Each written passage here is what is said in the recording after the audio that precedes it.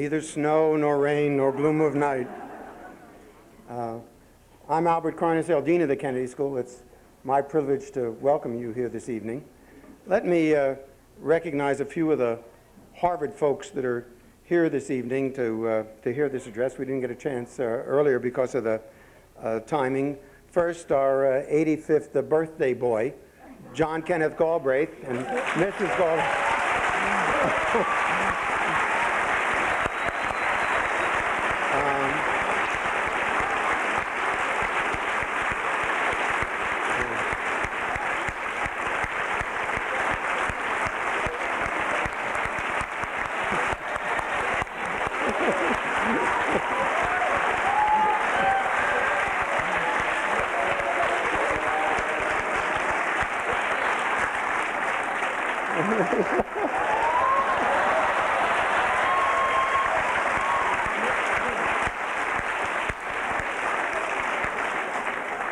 And the one who makes sure that his maturity never exceeds 29, Kitty Galbraith. That's right.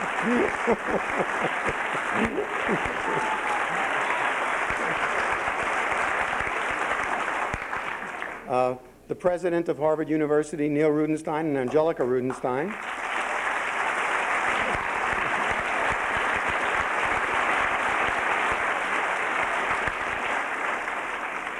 See, the dean of the Harvard Divinity School, Ron Thiemann. Is Ron still here? There's Ron. Where'd he go? And the sponsors of this event tonight, in addition to the Kennedy School, of the Harvard Graduate School of Education, Jerry Murphy, the dean of the Graduate School of Education.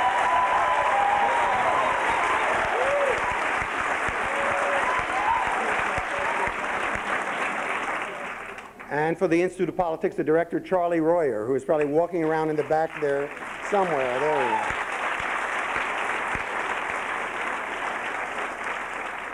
And while we're at it, the star of tonight's show, Tunky Riley.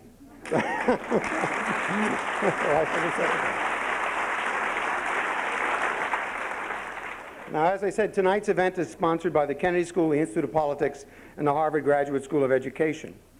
Our speaker tonight is no stranger to Harvard and to the Kennedy School. He was an Institute of Politics Fellow in 1990, and it's a pleasure to have Secretary of Education Riley and his wife Tunky back here visiting with us tonight. On January 22nd of this year, Dick Riley was sworn in as the 6th Secretary of Education. But his commitment to public education, to public service, has been demonstrated throughout his career.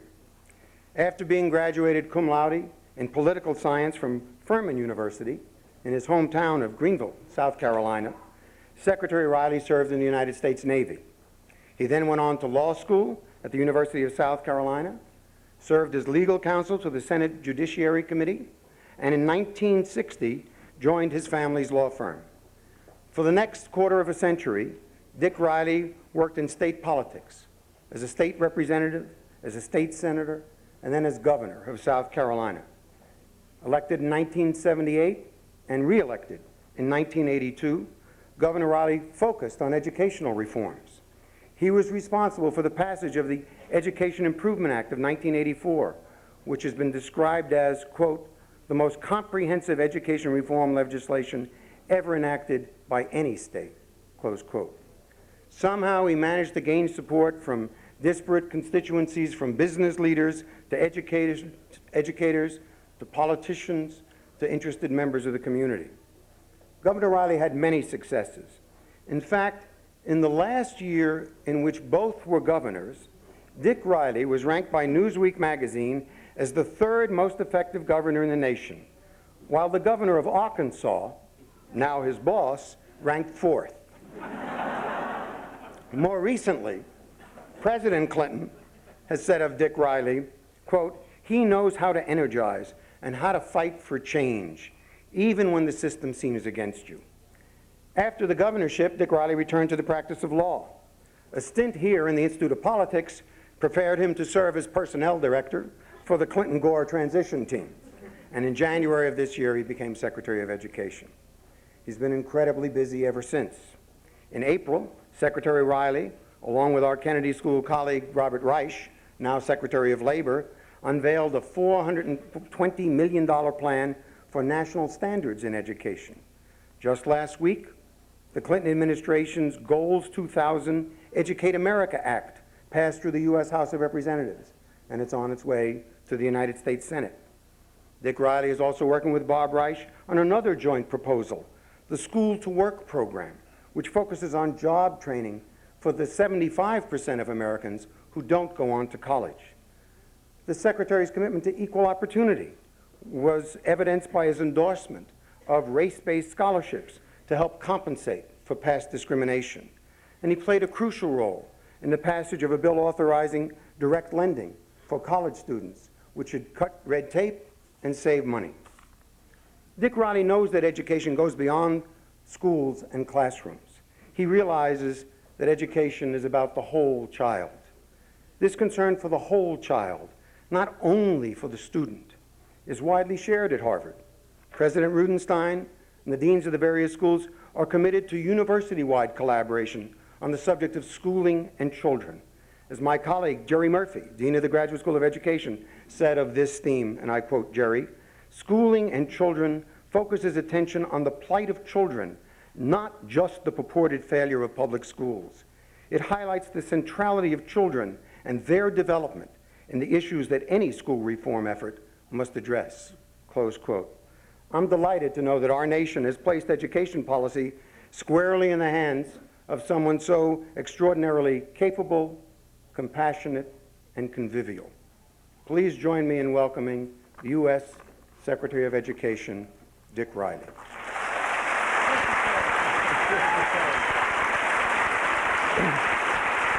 Thank you so much. Thank you so much. Thank you so much, President Rudenstein and the deans present, Professor, all of the many people that I admire so very much. It's a real honor for me to be here. I'm so honored by the fact that you stayed and waited on us, and I'm humiliated about being late. I talked Tunky into coming because we had so many of our old friends that we were going to have dinner with tonight and have some time to talk with them. So she and I enjoyed a pack of U.S. Air peanuts and apple juice.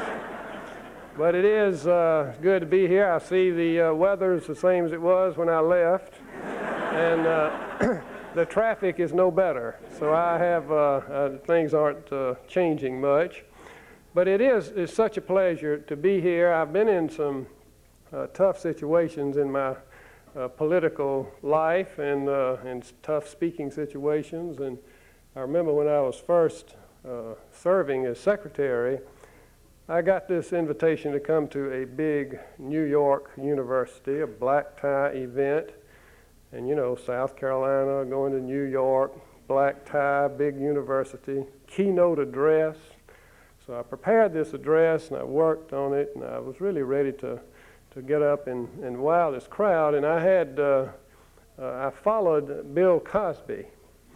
And that's just half the story. Right after I finished my keynote address, Dr. Ruth addressed the group. I have, how many people you think remember the keynote address? That's what. But it's good to be back at Harvard and the Kennedy School, and I didn't see Pete Zimmerman, but he and Dick Elmore and the others that were so helpful to my department came and helped us in our retreat with our management study, and Rod McCown, who's here with me, was also very helpful with that.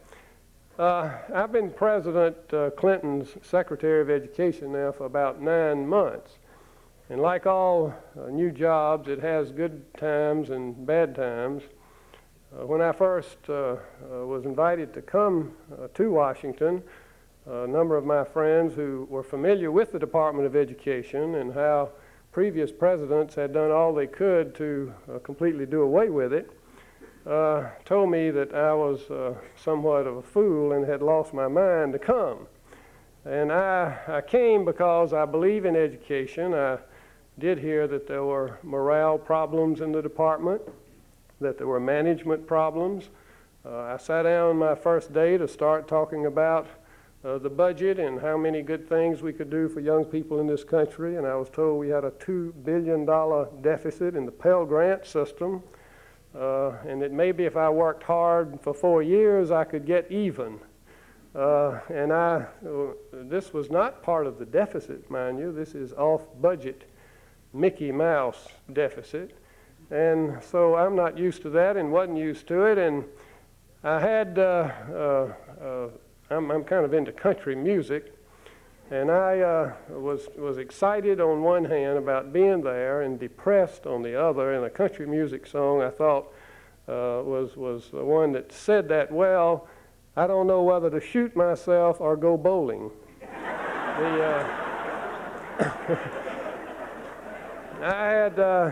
There was a lot of finger pointing going on. Everybody was blaming each other for the dissension and whatever taking place. And another one that I like is, "You're the reason our kids are so ugly." That's thank you, that's not for you, honey. But I accepted the president's offer, though, and I did it because, you see, there's no future in the past. And education reform is a very, very important thing for this country. Surely important for the long-term economic health, but the overall condition of the nation was dependent on it, in my judgment. A few weeks ago, I had the good fortune of going with the president to the University of North Carolina, where they had their 200th anniversary. The theme of his speech was on personal security. How in this time of some considerable anxiety, people are searching really for a new sense of security, be it economic security, health-related security, the security of being educated, or the fundamental security of feeling safe in their homes. And the challenge of our times, the president said this, is to offer people the security they need to build lives of responsibility and achievement, a foundation of economic security, health security, and personal security. But for me, the most important thing that he said that evening came down to this sentence, that economic security begins really with lifelong learning. Now, he is right about that, and we Americans will never get ahead economically or feel secure about our nation and its future until we get serious about education reform. I'll be the first to tell you that our system needs major repair.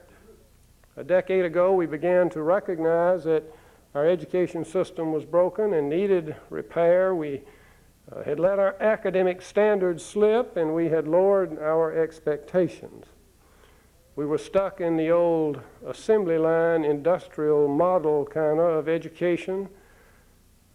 This was a fact that over the last 10 years, lots of reform had taken place. A lot of people were working in different states, certain fragmented successes and accomplishments.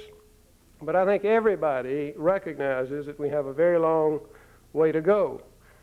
And many of our children, particularly those who are disadvantaged, have disengaged from the system. School for them is a remarkably boring routine which makes no connection between what they learn and what they can earn. And of these same children, if they are subjected to this kind of watered-down curriculum through Chapter 1 and other mechanisms that we've had in the past, pity for them.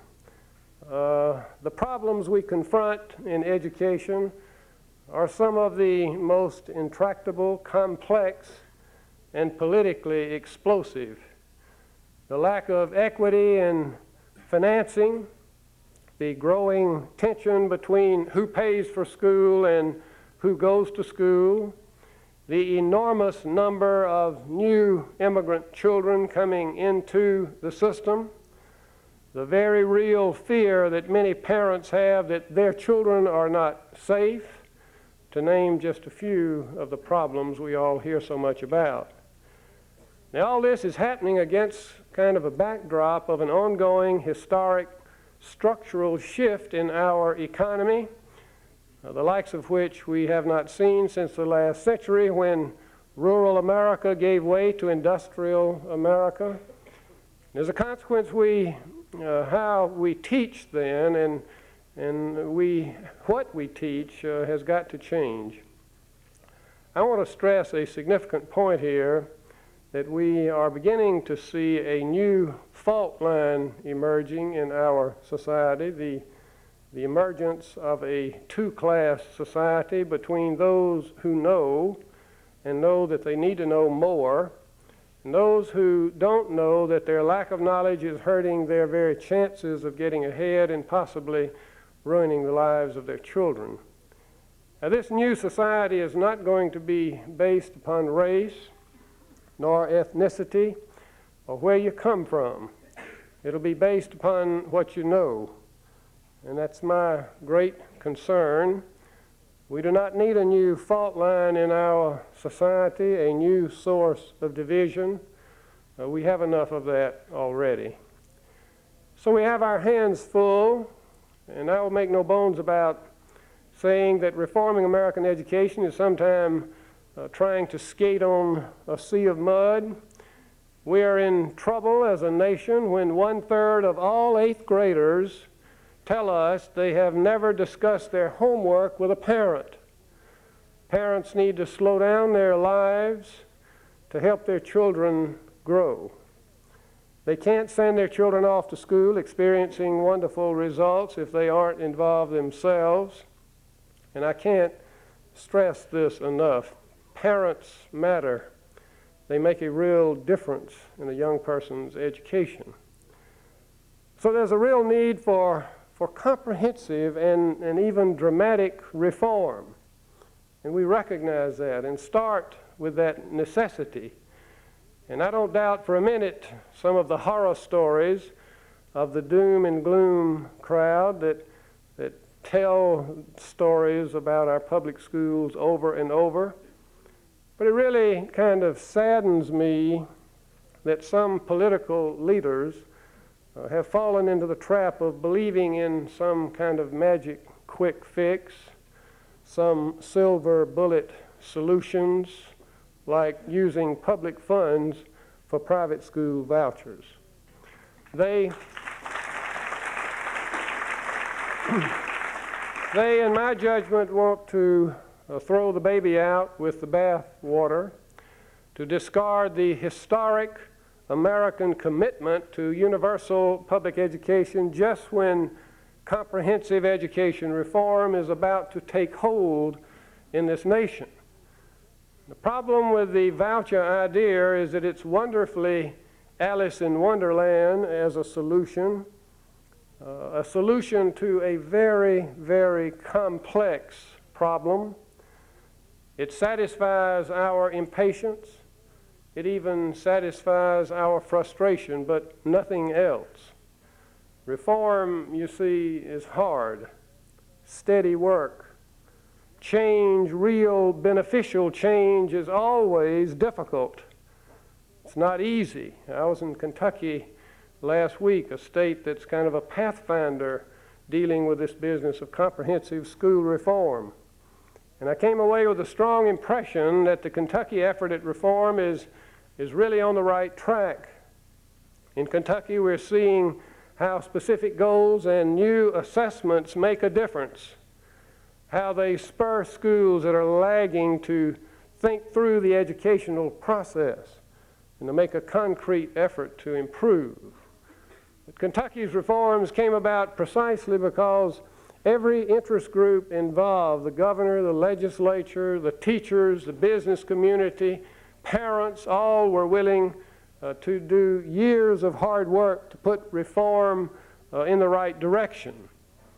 Progress then is being made, and we see that around, and indeed as you look across the country, you see the seeds of the last 10 years of education reform taking root. In my home state of South Carolina, in Vermont, where Madeline Kunin was such a fine governor and his deputy secretary, and I am so dependent upon Madeline, and she has a grand involvement here at the Kennedy School over the years. But her state of Vermont is another example. Bill Clinton's state of Arkansas, Colorado, Georgia, Maine, the governors there have made education reform a crucial part of their agenda. In countless other communities, you see school reform taking root at the local level. And this afternoon, I attended a ceremony at the White House, and along with the Vice President, honoring some 260 blue ribbon schools. Schools of every kind, every type, every condition, that have found a way in their situation to make education exciting and accessible to their students. In hearing some of those stories and meeting some of those people, it really gives you a strong feeling of how we are moving in the right direction in so many places. The American people, though, have demonstrated their strong support for raising standards and raising expectations. They've raised taxes over the years. They've supported bond issues. The public, though, wants higher academic standards now. They want more accountability. They want real reform. They don't want a conservative or a liberal solution to this nation's education troubles. The American public is strongly pragmatic. They want excellence and high standards, the real security of knowing that their children can make it in this complicated world when they grow up. Now, the issue isn't public school versus private school or vouchers versus non-vouchers. This is the old divisive dichotomy that gets so many political intellectuals caught up spinning their wheels. The issue is excellence and raising standards and demanding more and pulling together for all of our children and believing in the importance of education and the fact that all children can learn. We simply need to get beyond these tired old debates and get on with the business of reinventing our schools. The faster that we teach our children the basics and the new skills, then the faster they will get a leg up in life and be more secure, and their children's future will also be more secure. 10 years after the landmark report, A Nation at Risk woke America up to the need of school reform. The outline of a broad national consensus is beginning to emerge and take hold. Now, I understand why some voters in California might get impatient and might get frustrated. The state's long-term fiscal crisis, the ongoing recession, and the enormous demand for services that have taken their toll. So I'm not surprised that some people might turn to some quick fix solution like the voucher proposal, Prop 174 in California. I am strongly, strongly opposed to Proposition 174, and the President has come out foursquare against it. But I'll tell you, we must realize that the proponents of vouchers are tapping into a sense out there that school reform isn't fast enough. It isn't deep enough. It isn't real enough to help their children in real time while their children are going to school. And my concern is that their steady drumbeat of attacks on the idea of universal public education may even attract the interest of usually sound-thinking people.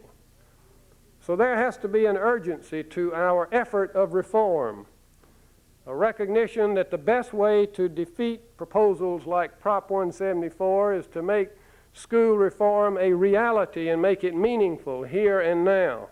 All of us who believe in public education must understand this frustration that's out there and must understand that it's serious. And change must be our agenda.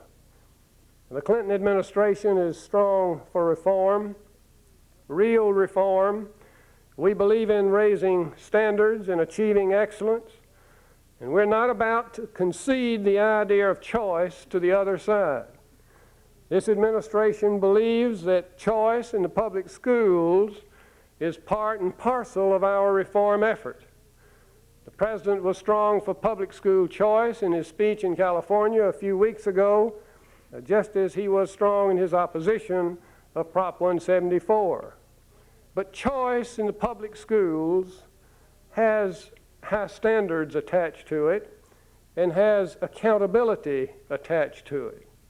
Students and parents need to have this feeling of ownership of their public schools, a feeling of being able to make some important choices. We need to inject a new energy into our schools, to be open to and to encourage experiments like charter schools. Public school choice and magnet schools should, in many cases, be part of the vibrant mix of choices. And above all, we want every single education dollar to get to the classroom to support teaching and learning. And we don't want a dollar wasted or lost in the maze of bureaucracy, including the federal bureaucracy. Right on. This, with the black hole of the deficit pulling on us, there's no danger of that, I don't think. This administration is not going to turn its back, though, and I assure you of that, on this nation's historic commitment to universal public education. Because when you start talking about vouchers, you're really talking about walking out on education as we know it. You're talking about surrender and abandonment and telling every child left behind, now you're on your own. Public education is the very bedrock of our free enterprise system and our democratic rights. The one American institution that has done more than any other to give each generation and new immigrants as well this economic leg up in life needed to get ahead. I believe in it, and I intend to fight for it in what way I think is proper. Now, the President's legislative agenda makes this commitment real. Our lead piece of legislation that Al mentioned, Goals 2000, is about excellence, raising expectations, creating voluntary national standards, and giving teachers a real chance at professional development. Goals 2000 would provide a lighthouse of challenging academic and occupational standards that are internationally competitive. Then it would provide seed capital to states and communities to reinvent all aspects of their schools to be able to meet these challenging standards. A second major effort, our School to Work initiative. We've come to the point where we need to recognize that we can't use our high schools to sort kids out into a college track or a general track that leads to nowhere in particular. We know, for example, that this 75%, as was mentioned, of these young people that don't go and get college four-year degrees. And about a third of these graduates never figure out a real career path until they're 30 years old. So we need to jumpstart these students into thinking about career options, starting them on the path to getting a portable and nationally recognized skills certificate. Our third effort, to reform and redefine the Elementary and Secondary Education Act. This is the federal government's largest commitment to the education of this nation's poor and disadvantaged children. Poor and disadvantaged children are not dumb. They sometimes have the whole world stacked against them, but it does no good at all to add to their problems by continuing to foster this kind of conspiracy of low expectations.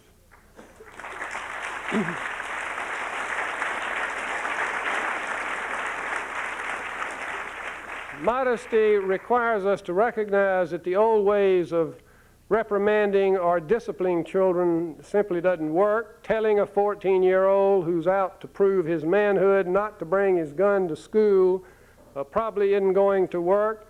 So we really have to make some effort to deal with this growing threat of school violence. We have a Safe Schools Act that the President has sent over. It not just deals with the factor of violence and danger. 1/3 only of the funds can be used for metal detectors and security personnel. 2/3 must be used for prevention, helping young people learn to have conflicts resolved, peer mediation, and the like. Now, in conclusion, all of this, as I speak of these legislative matters, is kind of a Washington dynamic. But these reforms can only happen and work well if good people at the local level will roll up their sleeves and commit themselves to their belief that public education is very, very important. And because we're not talking about some abstract process, as we've read many times, our children constitute 20% of our population and 100% of our future. Every single child, every one of them, has a role to play in our nation's future economic prosperity and security. But they cannot participate in the civic and economic life of this great nation unless we fix what's been broken, unless we place real value on education and instill in each one of them this new ethic for lifelong learning. Reforming education is not going to be easy, and I assure you we won't give up, and I assure you also that you have a president in the White House who truly believes in this new ethic of learning and who understands the significant link between a good education, personal security, economic prosperity, and the very security of this great nation. Thank you very much.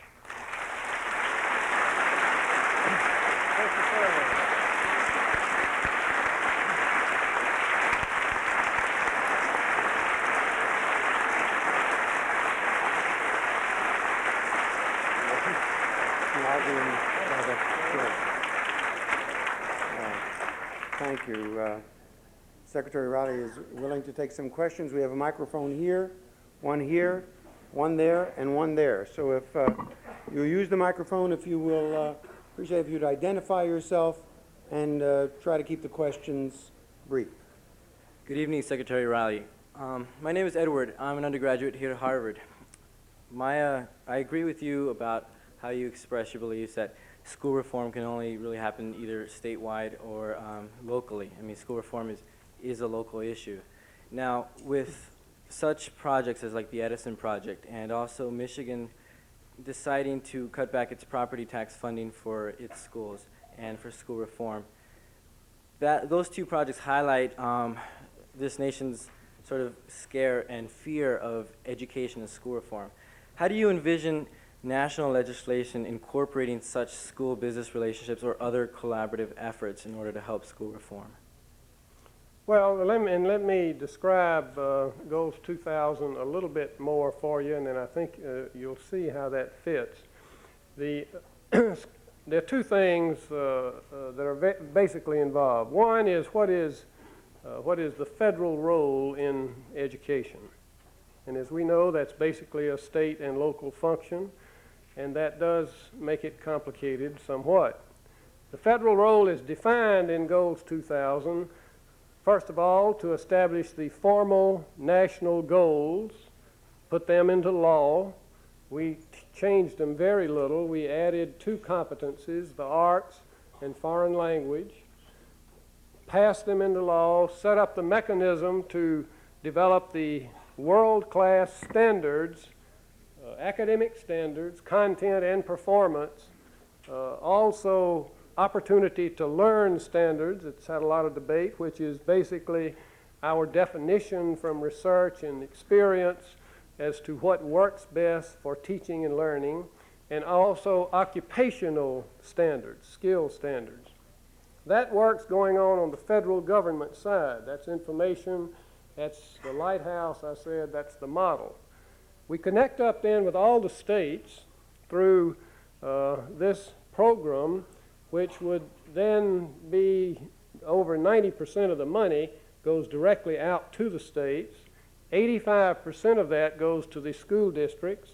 85% of that goes to the school. This is a program that moves the federal resources right to the school. The state then has an action plan that develops systemic reform. And all my education friends can appreciate that terrible word.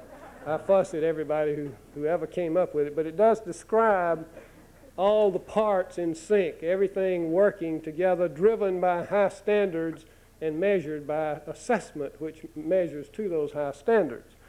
So you have this going on in every state, and then you have the federal government's work going on. So then what does a community do, or a state? They then have the freedom, within the context of systemic reform, to have certain options. And charter schools might be an option, and a contract might be involved in that under the public school umbrella. That's up to them. We're not into that. All we want them to do is to have the system with the high standards and the measures to make sure it's working. And so I think you can see it's a flexible system that would operate differently in different areas, but those basic decisions like that would be for them. And we would be supportive, facilitation, helping with resources, and that kind of thing from the federal side. Thank you. Good. I'm sorry I gave such a long answer, but that explains our basic bill. Yeah. Mr. Riley, my name is Gary Orfield. I teach here in the Education School and in the Kennedy School. And I'd like to ask you a question about higher education.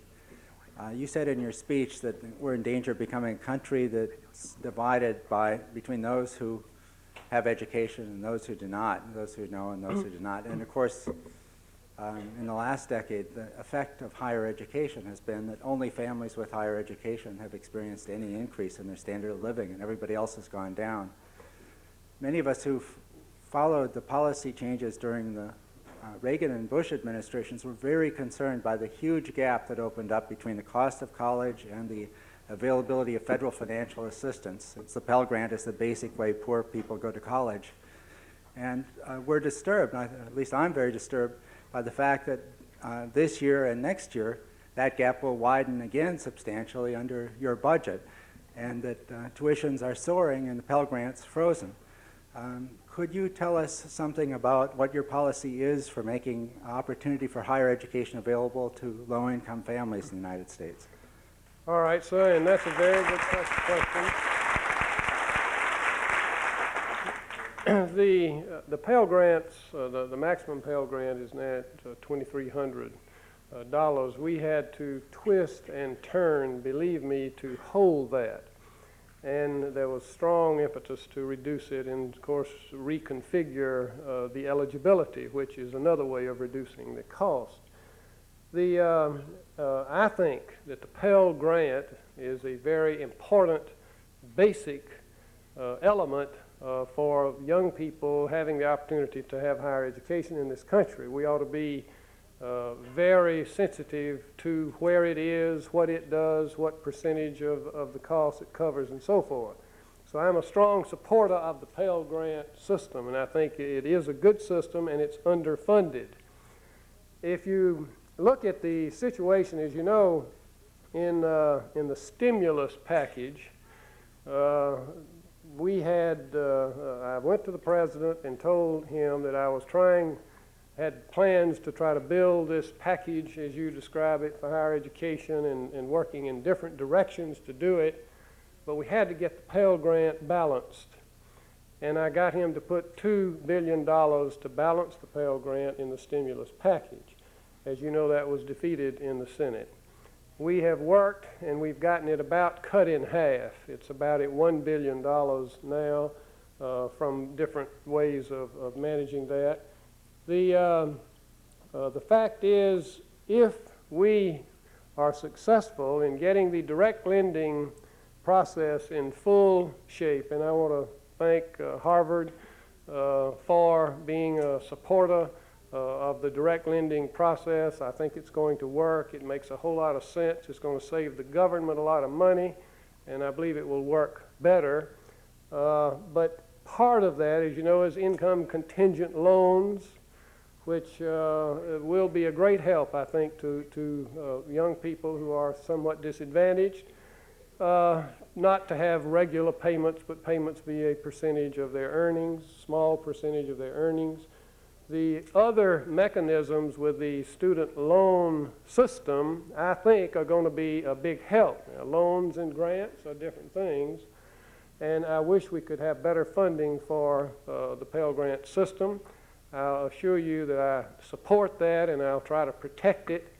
And we'll all have to work along together with direct lending, with income contingent loans, with the National Service Program, with other programs to help young people try to attend college as they should. I wish I could give you a better answer for that, but it's really a very serious money question, and we are in a very serious money situation.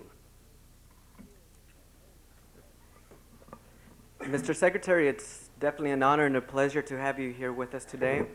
My name is Jose Solorio. I'm a student here at the Kennedy School. I am an immigrant, came from Mexico when I was very small, a baby, 8 months. And as a Californian, I'm very concerned with Governor Wilson's draconian initiative to deny public education to the sons and daughters of undocumented immigrants. And I'm wondering what your views and the President's views are on this. I'm just very concerned that we will develop a social underclass, and I don't think we want that in America. No, I agree with you.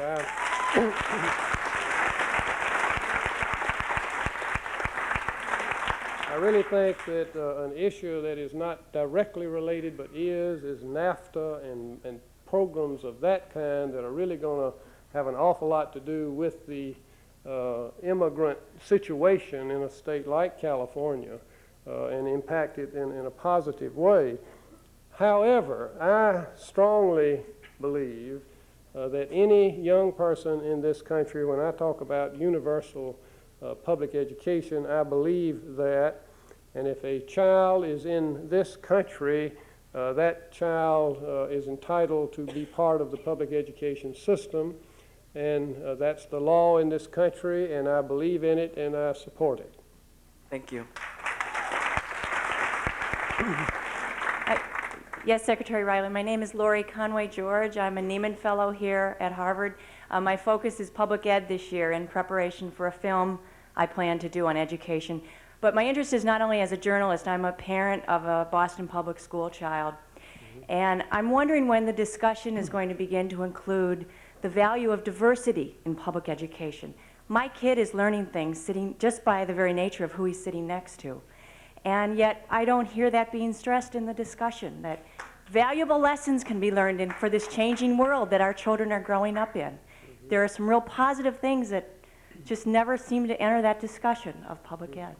Well, you hear it from me, and I hope that the tone of my remarks tonight reflected that the strength of public education is part of the public aspect of it, and the diversity asset is a real asset to me.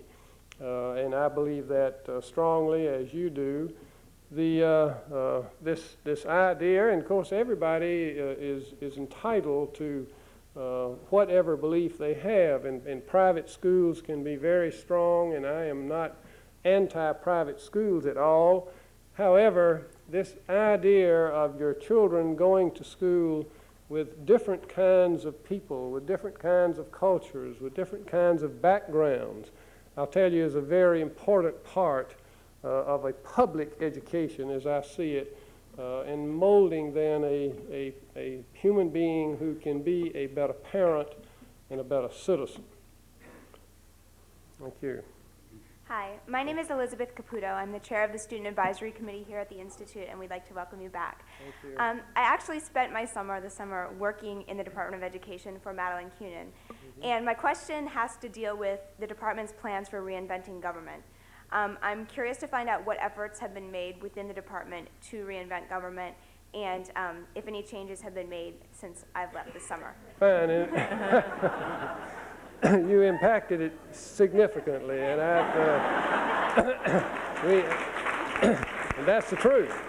The reinventing government is a lot of things to a lot of people. I'm talking now really about reinventing education, and Goals 2000, as I described it a minute ago, is a new kind of partnership with the federal government and the state and the local government, not a program with guidelines and mandates. That is part of our reinventing government in a big sense.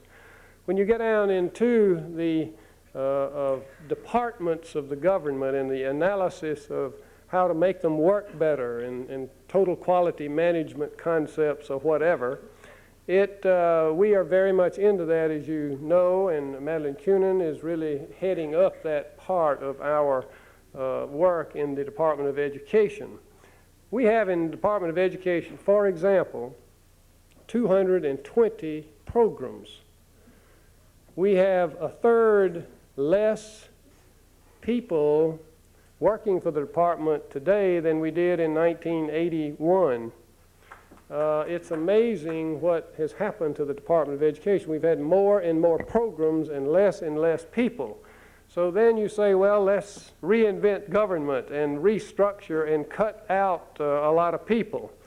And the General Accounting Office is telling us, and Rod is one of the leaders in that area also, the General Accounting Office tells us you've got to have more people to run these programs handling large amounts of money and so forth. So we're struggling, as you know, with that issue. We have looked at 42 programs, I think it is, Rod, to either eliminate or consolidate. Under the reauthorization of the Elementary and Secondary Act, we have some 15 or 16 programs in there alone to eliminate or consolidate, primarily eliminate. So we're working, doing our part in our small agency, even though we have had very harsh treatment over the past 10 years in terms of support. But I thank you very much.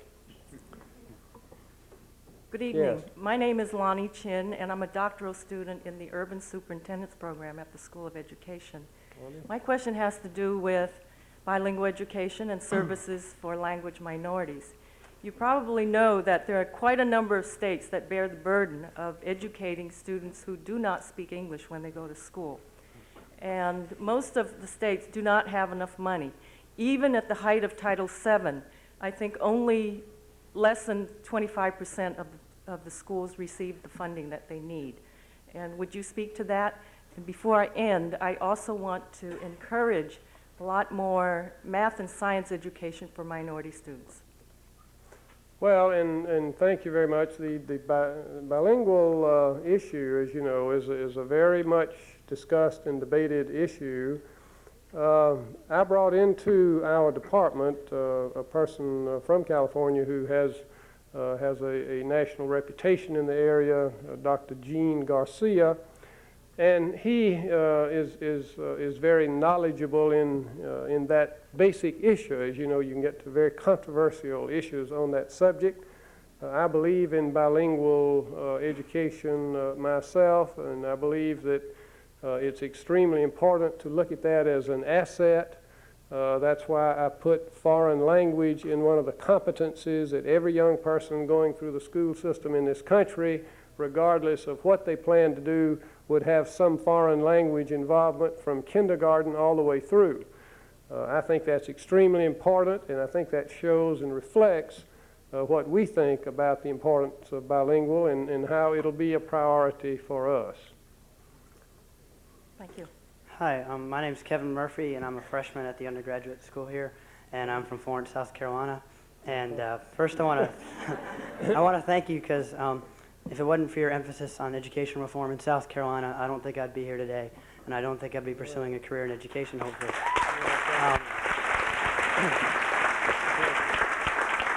I have two quick questions. One, I just graduated from the South Carolina Governor School for Science and Math, and I was wondering if you'd go more into depth on your thoughts on the growing number of charter schools in the country or consortium schools. And the second thing is just a quick note on how do you feel about the path education reform has taken in South Carolina under Governor Campbell and Secretary of State Nielsen? Well, wants to get into some politics now, doesn't it? I'm now on the federal level. I don't get into all these state fights. I have, first of all, I'm proud of you, and I'm proud you're here, and that makes me feel as good as anything I can think of. The fact is, the school that you attended, as you know, we were very much involved in starting the Governor's School for the Arts and then the Governor's School for Math and Science, and those are really like statewide magnet schools, kind of, for special help, special kids that have special abilities. And frankly, they work very well in South Carolina, and we're very proud of them. The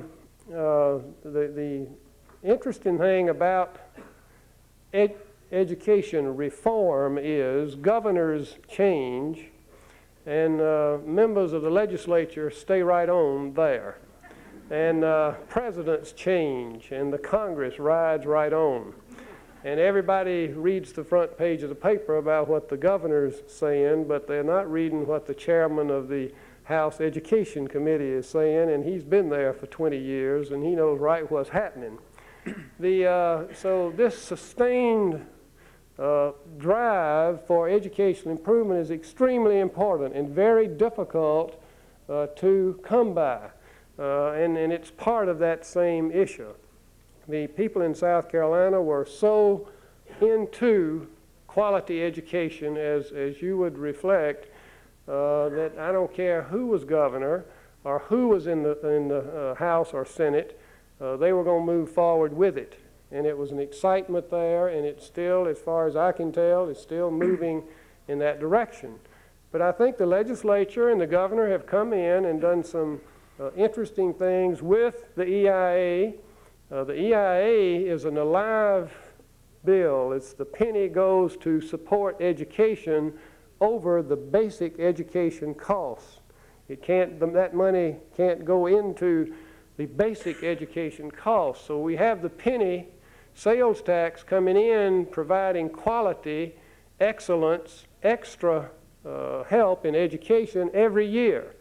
And then that's revisited every year. So you have new governors come in, new members of the House and Senate, and they, with business leaders and labor and parents and citizens, redevise what the penny would be used for, and those change from year to year. So it's kind of an alive program. It's still alive and seems to be working well. So I'm very comfortable with that. That's not to say that if I was not still there, it would be going faster and harder, because my family thinks that it would. That's My name is Tamar Gendler. I'm a graduate student in the philosophy department here, but I used to do education policy work for the Rand Corporation. And while I was there, one of the major focuses of our attention was on teacher education reform, and professionalization of teaching. You've mentioned all sorts of projects, national standards, curricular reform, all of which in order to work require a teaching force that's able to implement them in the ways that you hope. You've made almost no mention in all of your talk of anything having to do with teacher education or teacher professionalization, and I wondered whether you could speak to that. Well, thank you.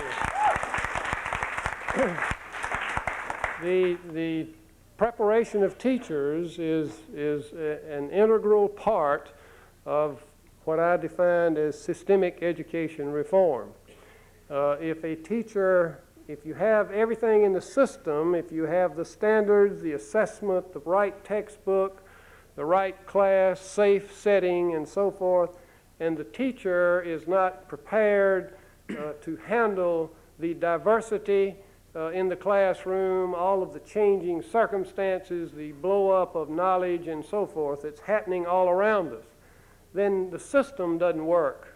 There's a hole in the systemic reform. So we think that all of those parts must be in sync to high standards. We have in the reauthorization of the Elementary and Secondary Act, perhaps the main thrust that we have is channeling funds into professional development. Teacher preparation and the teacher in the college level is extremely important to all that. But I don't care how good that preparation is in today's world.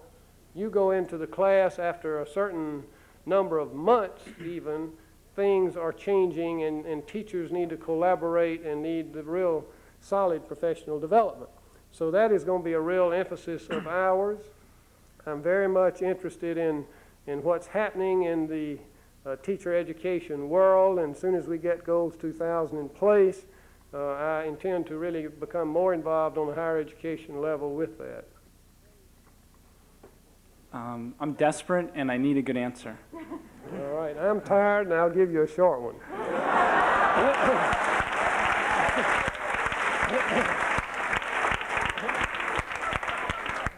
Could you identify yourself? Yeah, I'm an educator and I teach heroes, but they don't know themselves as heroes. They know themselves as being labeled as emotionally and behaviorally disturbed students, atypically developmentally delayed students. Their lives is being defined by being bounced around foster homes, sexual abuse, physical abuse, so on.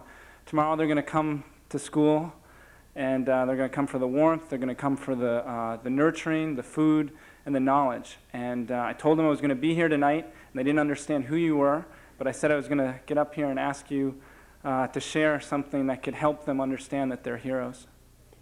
Well, if I had to have one thing to tell them, and I appreciate what you're doing, and it is important and it's worthwhile. If I had one thing to tell them, and that is that all kids can learn, and all kids should be expected to learn. I strongly believe that, and I think for kids with special problems, disabled kids of all kinds, disadvantaged kids, we need to drive that home to them for too many years. Kids with special problems have been moved aside, not expected to learn, they don't learn, they can learn, and that, I think, would be the message I would take to them. Thank you.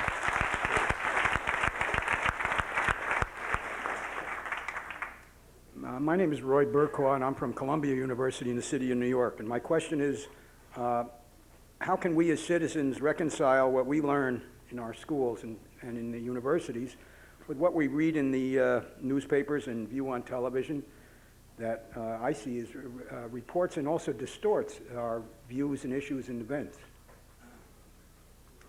Well, you're saying that what's learned in the classroom is different from what's shown on the television screen and the newspaper.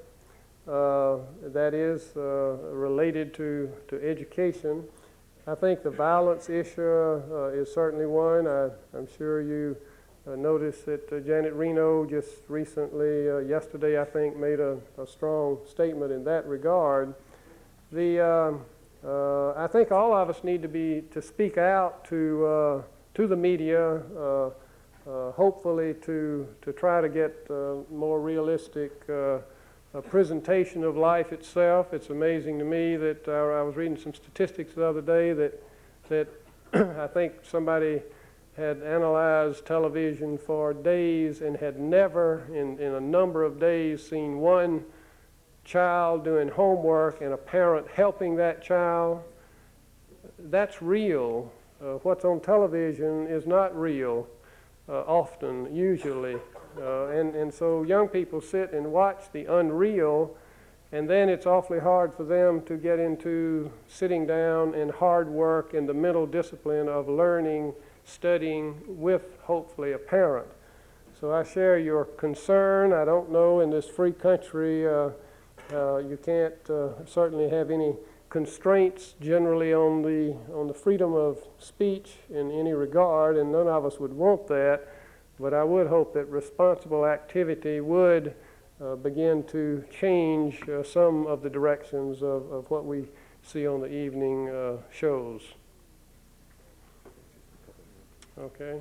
In my My name is Michael Schertz. I'm an undergraduate here at Harvard. In my years in public high schools, it seemed to me that the one thing that could make people learn is wanting to learn, and the two things that could make people want to learn were their teachers and their parents. And whoever it was earlier mentioned the paramount importance of teachers, and I'm wondering whether or what we, what the government as I guess we the government or whatever can do to improve the situation of the parents, or whether that's even the government's place, and because that seems to be beyond anything else what can do it, or whether the best thing now is to prepare the children now so that they can instill that learning in the next year. It seems that the parents and the teachers are beyond anything else. The parents, and as I indicated in my remarks, I think are an absolute critical part of making education work. And I think all of you who work in education understand and believe that. In fact, it's a lecture, Tunky, we received on the airplane, sitting there for 2.5 or 3 hours. The guy sitting by us was all into how we teach children well, but we don't teach parents how to teach children. And that he as a parent was very frustrated in going to his class and said he's very comfortable with what the teacher was teaching his child, but he left there not being having the feeling that he was taught himself how to be a better parent and a child's teacher at home. And I think we need to, all of us in education, need to always be dealing with this concept of tying parents and children together. The situation I've used before is, I remember right now, my mother's been dead for 6 or 7 years, but in the first grade, having my mother come in and speak with my teacher, taking us to the fire department or something, and I remembered as clear as if it was yesterday the importance of that connection with my parent and the teacher. It's kind of an unwritten thing, but it's very real and very serious. And then the young person who is disadvantaged and who has very little family structure misses a lot of that. So how do we replace that? How do we fill that gap? Very important matters for those of you studying education to think about. But I certainly agree with you that parents are a very critical part to a successful education. What can we do in the federal government? The system that we are providing the wherewithal for states and local governments to develop involves a bottom-up systemic reform with parents, citizen involvement, business involvement, having the school an active, vibrant, moving place, exciting, stimulating, engaging. And that's what we hope to do in every single school in this country. I guess that'll be the last question. My name is Pamela Benson, and I'm a candidate for the Master of Arts in Teaching degree at Brown University. And my question is in regards to your experience and those who work with you in the Department of Education as teachers in the public education. Have you taught, and those who work within you who are in control of millions of dollars for the educational reform, have you taught in a public school? Yeah, did you show that back? Taught in the public school, yeah. No, I haven't. But I'll tell you, when we were fighting for public schools in South Carolina in our reform, in 1 year, my wife and I visited in over 500 classrooms.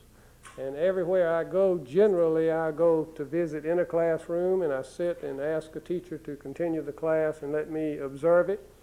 And I think that's extremely important. I pulled in, for the first time in the U.S. Department of Education, Terry Dozier, who was a former National Teacher of the Year, just a wonderful, wonderful teacher. Her purpose is to link up with teachers, and she has had enormous, Dean, response. It's amazing how teachers out there want to link up, to share, to be part of what's happening on the national level. So I'm very much into that and really believe in having, you can't have, I get tired of people bashing teachers. And I am a teacher person. And that's the truth, and I am everywhere I go. You can't have education reform without teachers. And how people think you can hammer on teachers and hammer on schools and all of a sudden things are going to get better, it can't happen. Since that's the last question, and I'll be here a few minutes to answer you all's whatever. And Does it have to be the last question? Does it have to be the last question? No, That's my job. I'm the bad guy. But you come up afterwards and I'll be here. But let me share one story as I close. When I'm thinking about going around to these schools, when we were having our Education Improvement Act debated, I went to this little small rural school in South Carolina. And we go in and I'd sit down in the back. This was a first grade class. And I had a little small desk, you know, and I had to get up in that little desk and sitting in there, and the teacher was teaching. And then I listened for about 10 minutes, and then I went around to talk to the little class, you know, and the governor had never been to this town before, not to mention this little elementary school in the town. So I got up, and all the neighboring television was there. From 40, 50 miles away, and the radio and all, and they were all tuned in to the fact the governor was there. So I got up and I looked at this class and I said, you all are studying adding, and I use that skill every day in the governor's office. And this little kid, the kids had their names across the desk, you know, in the first grade, and he had Kenneth across there. And he was jerking around, a little red-headed kind of boy, and he's pointing out the window at the camera, and he was pulling this girl. I was trying to give this lecture, you know, on the importance of studying how to add. So finally I said, well, I'm going to show this teacher how to handle Kenneth. And so I whipped around, I said, Kenneth! He jumped up. I said, son, my office is in Columbia. Have you ever been to Columbia? And he looked up and the cameras came in on him. He said, yeah, Governor, said Mama and Daddy and I went to a football game there a couple of weeks ago. Daddy got drunk and we had to bring him straight home. So I didn't stay to watch the 6 o'clock news that night. Thank you all very much.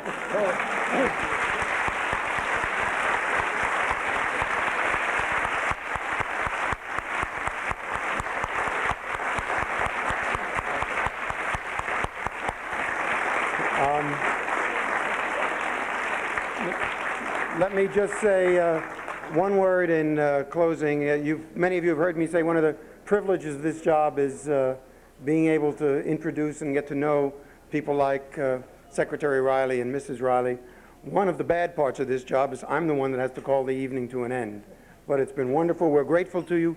For those of you that may not realize it, not only did the Rileys spend several hours in an airplane, but they've got to catch a 7:45 airplane in the morning to get back for a cabinet meeting. So this is a tough time, and we're really grateful. Thank you.